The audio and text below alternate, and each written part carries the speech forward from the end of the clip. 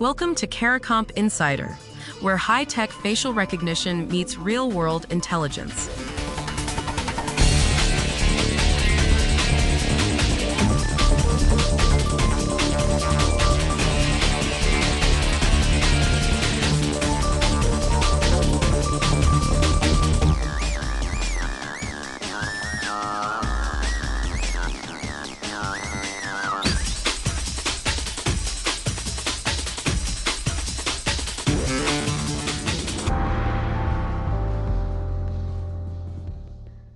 In Iowa, 4 boys used a free app to generate fake nude images of 44 of their classmates.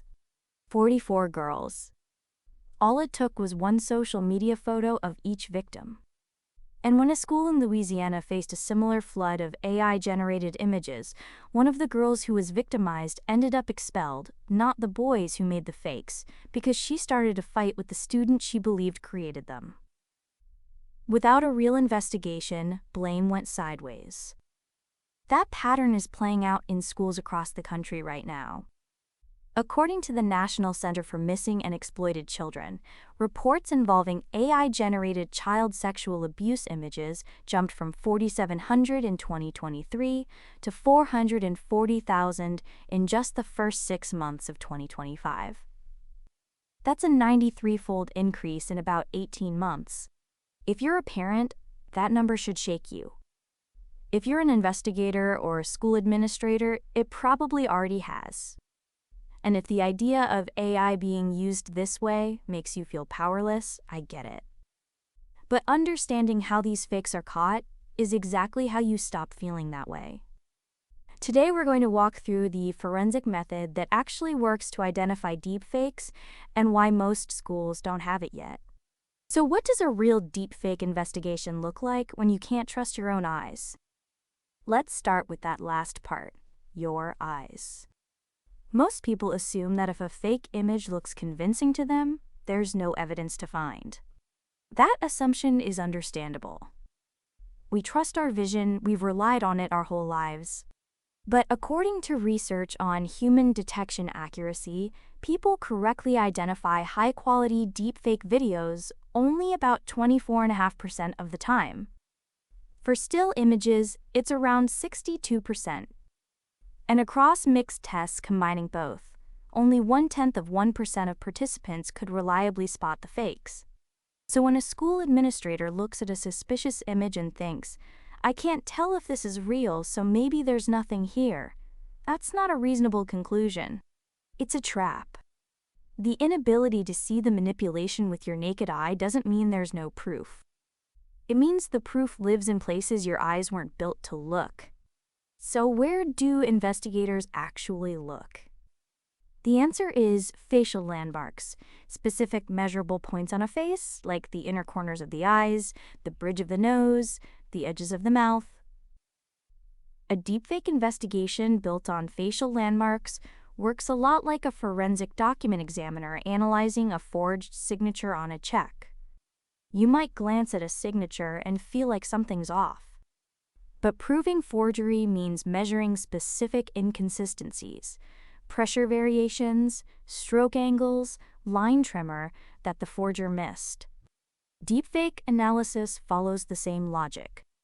Instead of ink pressure, you're measuring the distance between the inner eye corners across multiple frames. Instead of stroke angles, you're looking at whether the lighting on the chin matches the lighting on the forehead.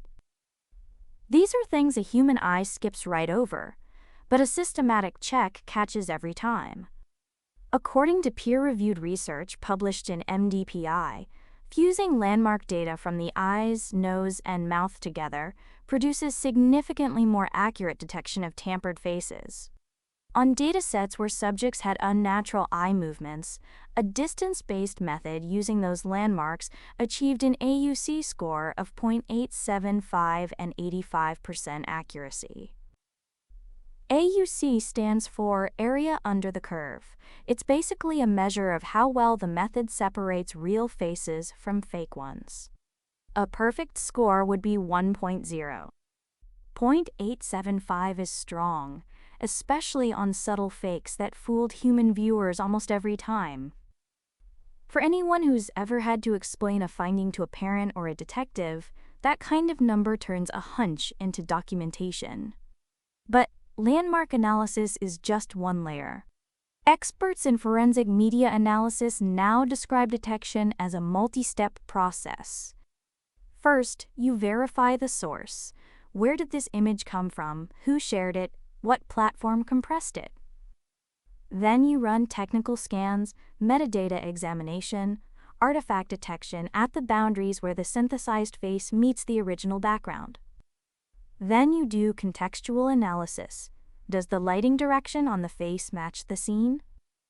Does the lip movement sync with the head pose over time? Each step narrows the gap between "this looks suspicious" and "this is demonstrably manipulated." That distinction matters enormously. For someone building a case, it's the difference between a rumor and evidence. For a parent sitting across from a principal, it's the difference between "we think something happened" and "we can show you exactly what was altered." Now, why aren't schools doing this already? According to a RAND Corporation study, 13% of principals reported deepfake bullying incidents during the 2023 to 2025 school years. That number climbed to 22% for high schools and 20% for middle schools. Yet only 23% of schools have updated their policies to include anything about AI misuse. That means 77% of schools are improvising.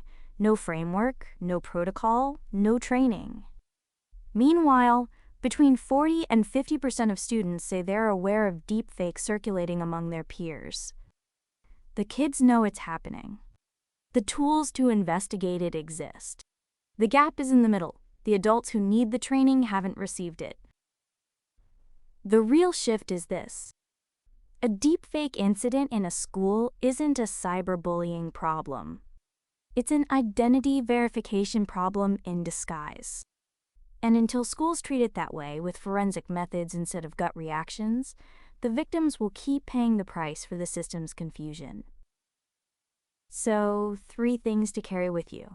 1. Your eyes can't reliably spot a deepfake. Fewer than 1% of people can. 2. Forensic landmark analysis, measuring specific distances and inconsistencies on a face, catches what human vision misses, and it holds up as documentation. 3. Most schools have no protocol for this, even though 1 in 5 high school principals has already dealt with it.